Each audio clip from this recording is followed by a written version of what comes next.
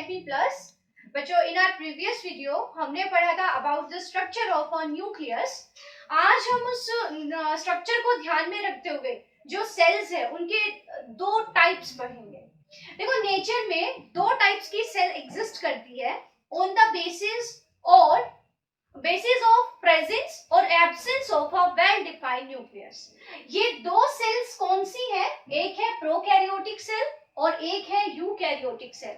देखो, अब अगर हम न्यूक्लियस का स्ट्रक्चर देखें तो मैंने आपको बताया था कि न्यूक्लियस में आपको क्या मिलेगा।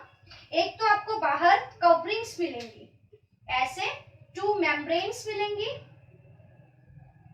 ऐसे 2 मेम्ब्रेन्स मिलेंगी, और ये मेम्ब्रेन्स है nuclear membranes.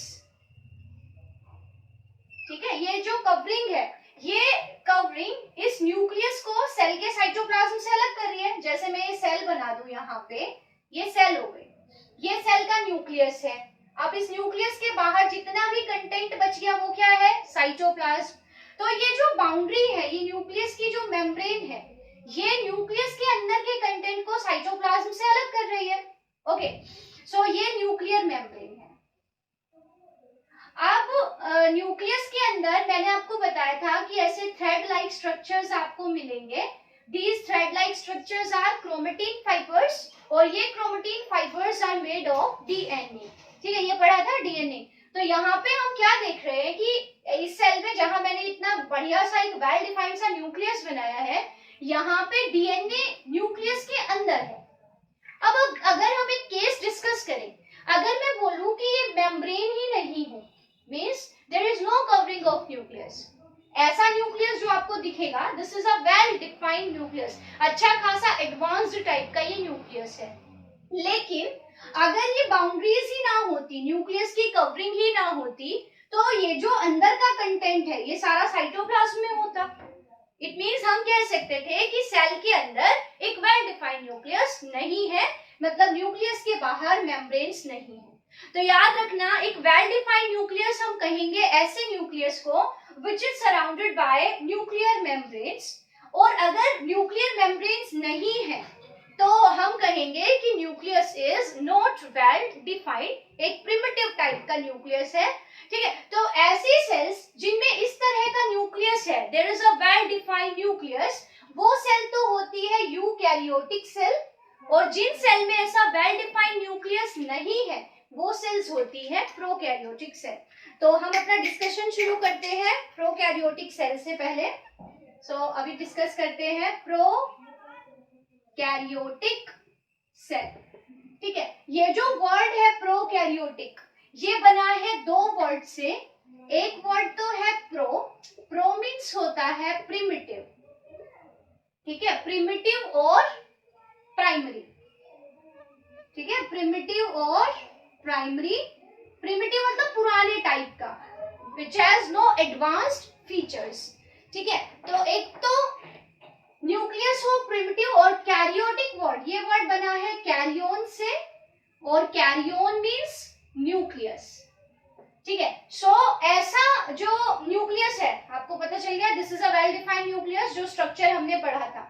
But what if a nucleus is not well defined, means उसके बाहर ये कवरिंग्स ही ना हो। सो ये जो डीएनए वाला पोर्शन है ये साइटोप्लाज्म में ही प्रेजेंट होगा।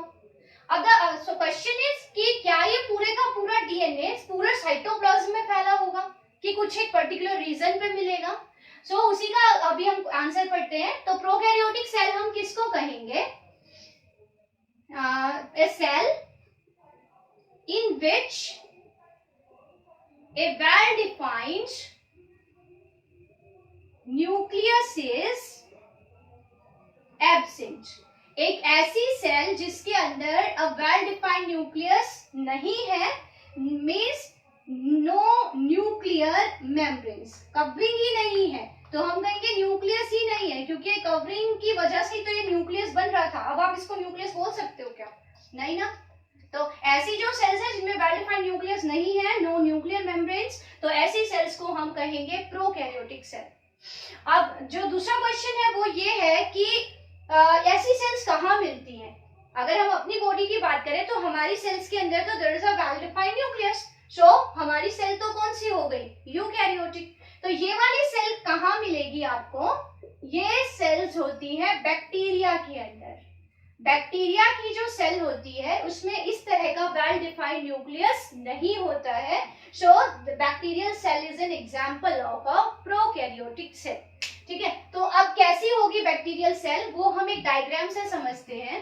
आप उस डायग्राम को ठीक से समझना, क्योंकि आपसे क्वेश्चन पूछा जाए कि भाई आपको एक डायग्राम बनाना है ऑफ अ प्रोकैरियोटिक सेल, या बोल दिया जाए कि एक बैक्टीरियल सेल का डायग्राम बनाओ, तो बैक्टीरियल सेल और प्रोकैरियोटिक सेल तो सेम ही है। ओके, तो हम जब एक प्रोकैरियोटिक सेल का डायग्राम हमसे पूछा जाता है तो उसमें हम बैक्टीरियल सेल का डायग्राम ड्रॉ करेंगे। अब वो कैसे ड्रॉ करेंगे देखना क्या होगा। सबसे पहले तो कवरिंग बनाएंगे सेल की। जो सबसे जो मैंने आपको बताया था, a cell is surrounded by a thin flexible covering. ये हर टाइप की सेल में ही होता है कि हर सेल के बाहर एक कवरिंग होती है जो थिन होती है, फ्लेक्सिबल होती है, और इस कवरिंग को हम क्या बोलते हैं? Plasma membrane. तो बैक्टीरियल सेल की भी जो कवरिंग है वो क्या कहलाएगी? Plasma membrane. और फिर जब मैंने आपको सेल वॉल वाला टॉपिक पढ़ाया था तो मैंने आपको बताया था कि सेल के बाहर, बैक्टीरियल सेल में बाहर एक कवरिंग होगी थिक, ऐसे थिक सी कवरिंग होगी, और ये थिक कवरिंग कहलाएगी सेल वॉल। तो प्लाज्मा मेम्ब्रेन के बाहर जो मैं ये थिक वाली ग्रीन कलर से बाउंड्री बना रही हूँ, this boundary is cell wall. ठीक है, ये बाउंड्री है सेल वॉल, ये ग्रीन कलर की जो बाउंड्री मैंने बनाई है। ठीक है, ये ग्रीन कलर की जो बाउंड्री है, this is what? This is cell wall. ठीक है, अब सेल के अंदर क्या मिलेगा आपको? साइटोप्लाज्म मिलेगा। ठीक है, सेल में जो प्लाज्मा मेम्ब्रेन के अंदर जितना भी पूरा स्पेस है वो स्पेस क्या है? साइटोप्लाज्म। अब मेम्ब्रेन तो है नहीं, मेम्ब्रेन ना होने की वजह से जितना भी डीएनए है वो सेल के अंदर ही मिलेगा, लेकिन वो डीएनए पूरे साइटोप्लाज्म के अंदर फैला हुआ नहीं होता, वो साइटोप्लाज्म के एक पर्टिकुलर रीजन पे होता है, कोइल फॉर्म में। तो अब मैं बनाऊंगी डीएनए, रेड कलर से जो मैं बना रही हूँ, दिस इज डीएनए। तो यहाँ पे क्या होगा? जो डीएनए है वो डीएनए कंटेंट कम होगा, थोड़ा सा डीएनए होगा, और वो डीएनए भी यूं नहीं है कि पूरा साइटोप्लाज्म में फैला हुआ है, वो साइटोप्लाज्म के एक पर्टिकुलर रीजन में है, और डीएनए कोइल्ड हो रखा है with the help of protein, and this region is called nucleoid. यहाँ very important thing to learn is what is a nucleoid. तो आपको याद क्या करना है व्हाट इज अ न्यूक्लियोइड? कि in prokaryotic cell the DNA is present in form of coils and loops in the cytoplasm. This region where DNA is present in a coil form, this region is called as nucleoid. तो यहाँ पे nucleus नहीं है, covering नहीं है, उसकी जगह पे क्या प्रेजेंट है? न्यूक्लियोइड। जितना भी डीएनए है वो बीचों बीच प्रेजेंट है सेल के कोइल फॉर्म में, और बाद में यहाँ पे सारा क्या बच गया आपका? साइटोप्लाज्म। ठीक है, न्यूक्लियोइड के बाहर सारा पोर्शन क्या है?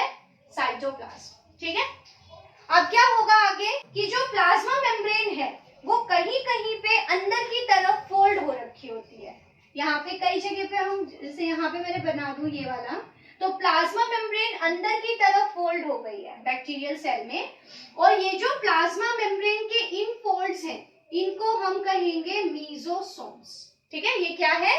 मीजोसोम। मीजोसोम्स क्या है? इनफोल्डिंग ऑफ, किसकी इनफोल्डिंग है? प्लाज्मा मेम्ब्रेन, और किसके अंदर है? Into the cytoplasm. इन मतलब अंदर, कि प्लाज्मा मेम्ब्रेन साइटोप्लाज्म में अंदर की तरफ ऐसे फोल्ड हो गई है, this folds are called as mesosome. Clear? अब यहाँ पे ये सेल वॉल है, सेल वॉल और प्लाज्मा मेम्ब्रेन के बीच में जो स्पेस आपको दिख रहा है, this space is periplasmic space. This is periplasmic space, the space between cell wall and the plasma membrane. अब क्या होगा? देखो अंदर और क्या मिलेगा? This is DNA. तो प्रोकैरियोटिक सेल में बाकी मेम्ब्रेन से बने हुए कोई भी स्ट्रक्चर नहीं होते। यहाँ पे जो एकमात्र मेम्ब्रेन है वो है ये प्लाज्मा मेम्ब्रेन। प्लाज्मा मेम्ब्रेन के अलावा there is no true membrane, जैसे कि प्लाज्मा मेम्ब्रेन होती है फोस्फोलिपिड और प्रोटीन से बनी हुई, तो इस तरह की कोई और कवरिंग प्रोकैरियोटिक सेल में नहीं होती, ना कोई मेम्ब्रेन से बना हुआ स्ट्रक्चर होता है। आप आगे पढ़ोगे कि सेल के अंदर बहुत सारे स्ट्रक्चर्स होते हैं जो प्लाज्मा मेम्ब्रेन जैसी ही कवरिंग से सराउंडेड होते हैं, लेकिन प्रोकैरियोटिक सेल में मेम्ब्रेन से बने हुए ऐसे कोई भी structures like mitochondria, Golgi bodies, ठीक है, एंडोप्लाज्मिक रेटिकुलम, लाइसोसोम्स, ऐसे कोई भी स्ट्रक्चर अंदर प्रेजेंट नहीं होते। सो देयर इज, अगला पॉइंट क्या है प्रोकैरियोटिक सेल के बारे में, there is no membrane bound structure, cell के अंदर कोई भी मेम्ब्रेन से बाउंड स्ट्रक्चर नहीं है। मेम्ब्रेन बाउंड स्ट्रक्चर्स में आप किसका एग्जांपल ले सकते हो, जैसे माइटोकॉन्ड्रिया, गोल्जी बॉडीज, लाइसोसोम्स, तो ऐसे कोई भी स्ट्रक्चर्स सेल के अंदर प्रेजेंट नहीं है। Clear? So there is no well defined nucleus and there is no membrane bound structures inside a prokaryotic cell. Clear? 2 points हो गए हमारे यहाँ पे। तीसरा पॉइंट हो गया न्यूक्लियोइड के बारे में। अब जो अगला पॉइंट है वो है कि तो क्या मिलेगा इसके अंदर, तो प्रोकैरियोटिक सेल में आपको जो एकमात्र सेल ऑर्गेनल मिलेगा वो है ribosomes.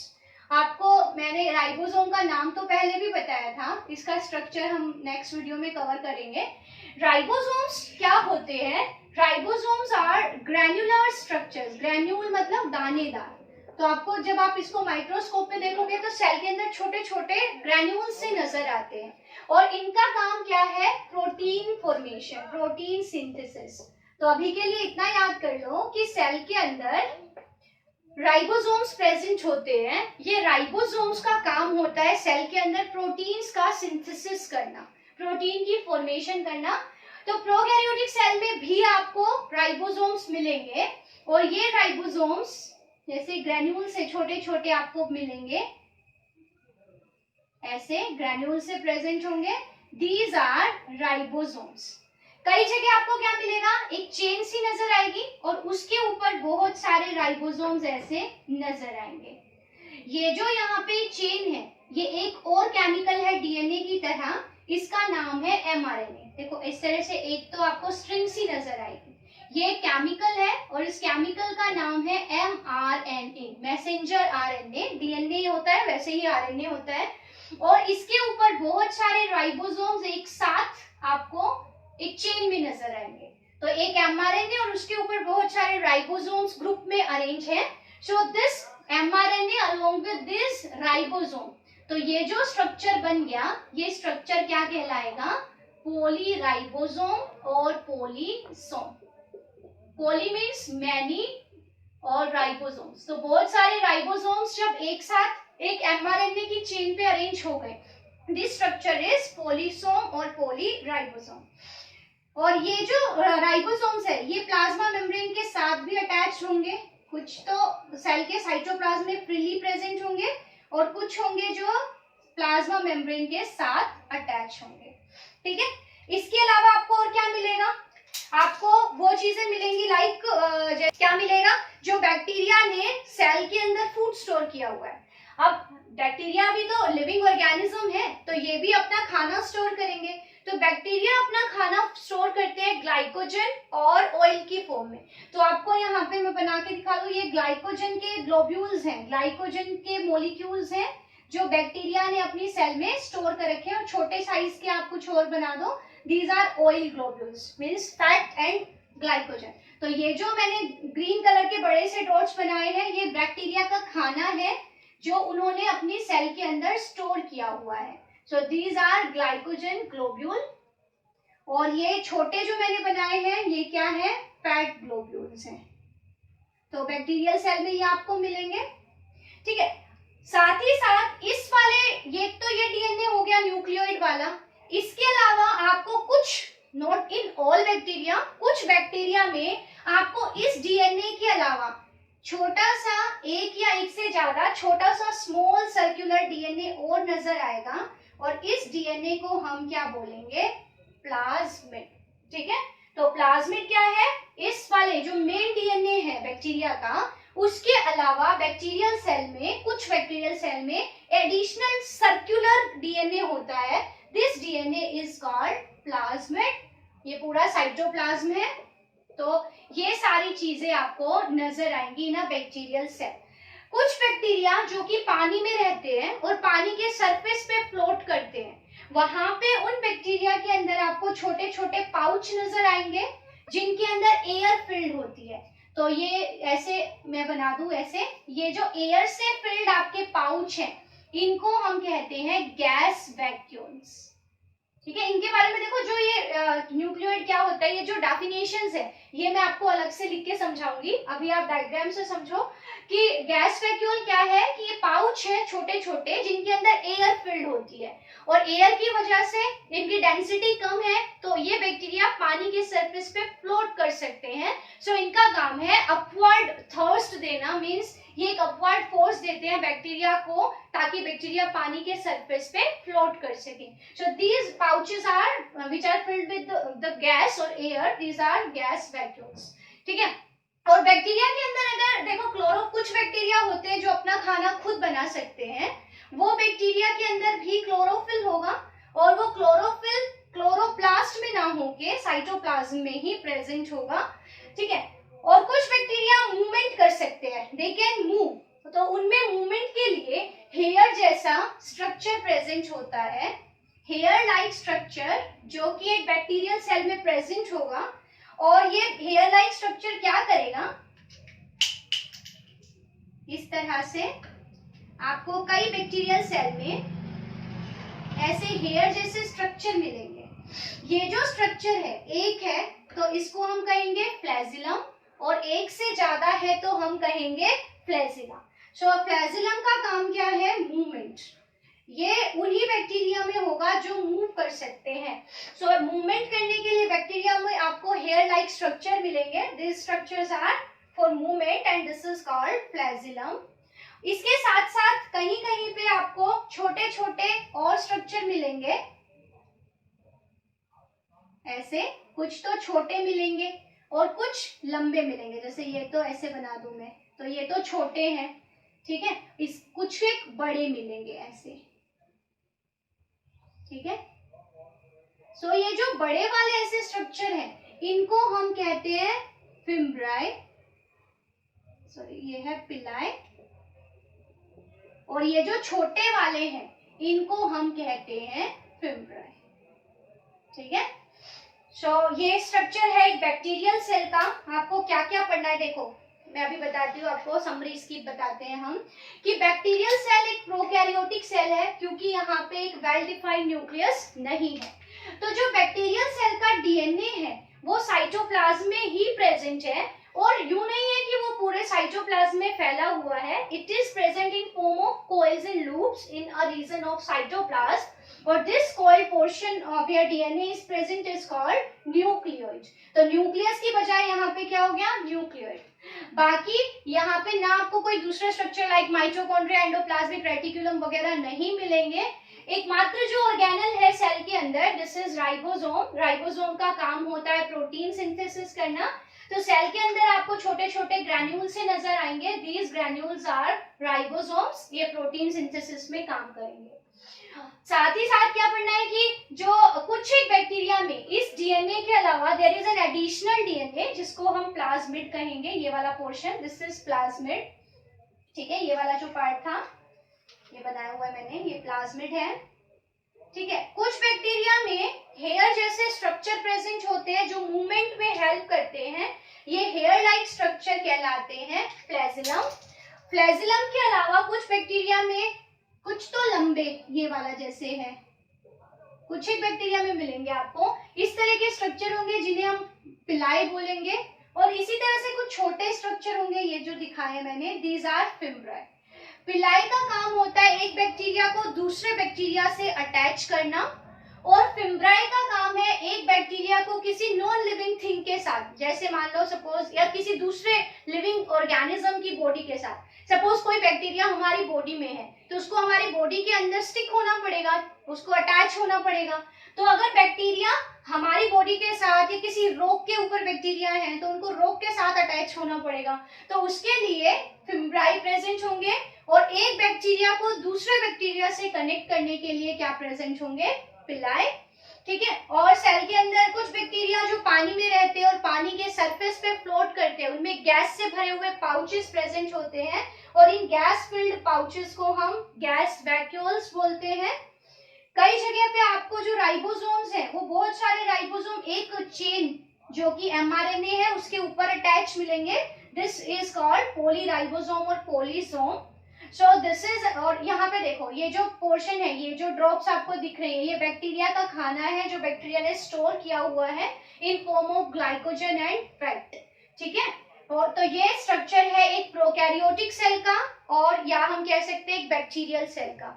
So points to remember here are, in prokaryotic cell there is no well defined nucleus, the cytoplasm is having a region जहाँ पे जो डीएनए है it is present in coil form, this is nucleoid, ठीक है। और साथ ही साथ there is no membrane bound structures in a bacterial or prokaryotic cell. The only cell organelle present here is ribosome, and what is the function of this ribosome? Protein synthesis. Along with this, in some bacteria, gas vacuoles and plasmids are present. Some bacteria which can move, these are having a hair-like structure which is called as flagellum.